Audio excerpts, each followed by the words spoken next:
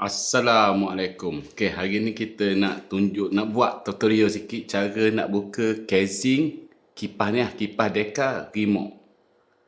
Nanti boleh Saya pun tak pasti kipas ni tahun bila.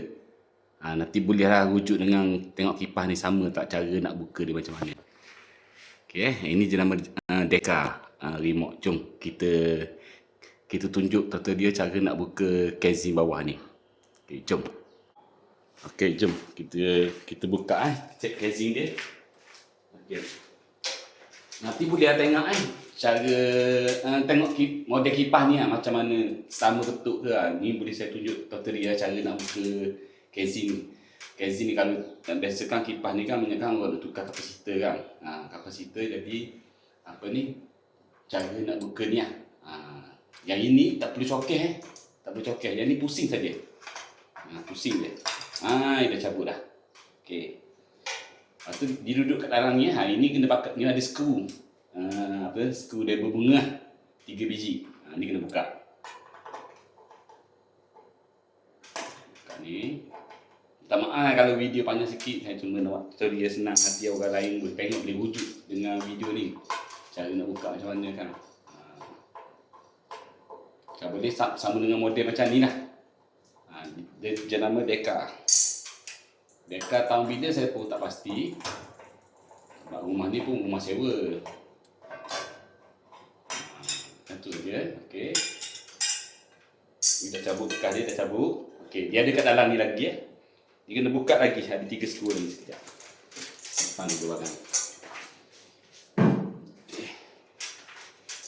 Dia ada 3 skru lagi. Dia ada kat dalam ni 1 skru, 2 skru, 3 skru. Okey, kena buka.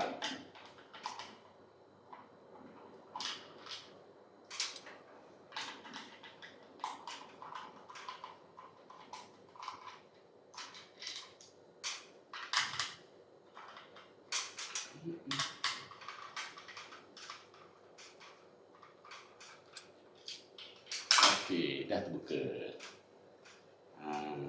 Ini dalam ni ada kapasitor. Ni kapasitor dia. Saya baru tukar kapasitor ni. Ni saya baru tukar. Jadi saya nak buat tutorial dia cara nak buka casing bawah ni. Banyak kan takut ada orang tokeh pakai spanner kan rosak nanti kipas ni. Itulah cara buka dia. Nanti saya tunjuk lagi kalau ada kipas yang black lagi yang tak gunakan skru nanti saya akan buat lagi tutorial. Okey, itu sajalah. Okay. Assalamualaikum. Kena tunjuk cara nak pasang balik. Cara pasang dia rasa sama je. Masuk balik, skru balik lah. Itu je lah. Yang ini pusing balik je. Lepas kita buat senang. Kita buat tutorial cara pasang dan cara buka. Mudah itu. Okey. Ini cara pasang Tadi kita buka. Ni kita pasang balik. Ikat balik 3 skru ni.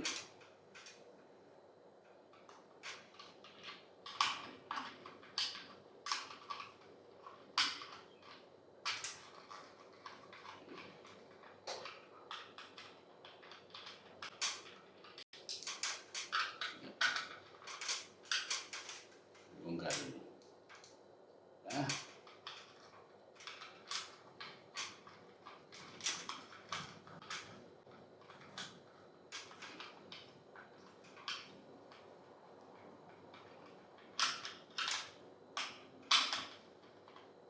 Okey. 1 skru lagi.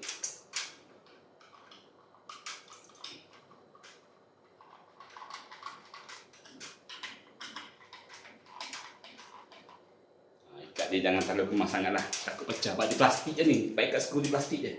Jangan ikat terlalu kemas. Orang panggil ala-ala kadar saja dia ikat. Okey. Lepas tu kita pasang casing ni pula. Casing ni dia ada banyak skru. Banyak lubang. Kat mana nak ikat pun boleh. Tak ada masalah. Janji lubang ni sama dengan lubang nak ikat skru ni. Dia ada 1, 2, 3, 4, 5, 6. 6 lubang, tapi tak kisah mana-mana lubang.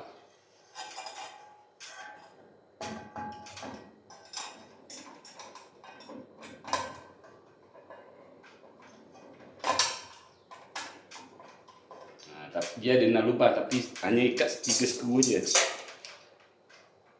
Mana 3 skru, mana dia ada 3 lubang lah. Ini lubang ni. Ya tak?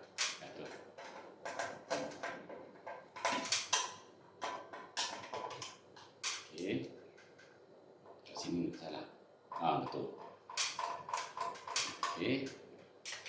Tu yang ini, letak macam ni, masuk benda ni dia ni dia ada track ni. Benda ni akan kena masuk dalam lubang ni. Lepas tu pusing.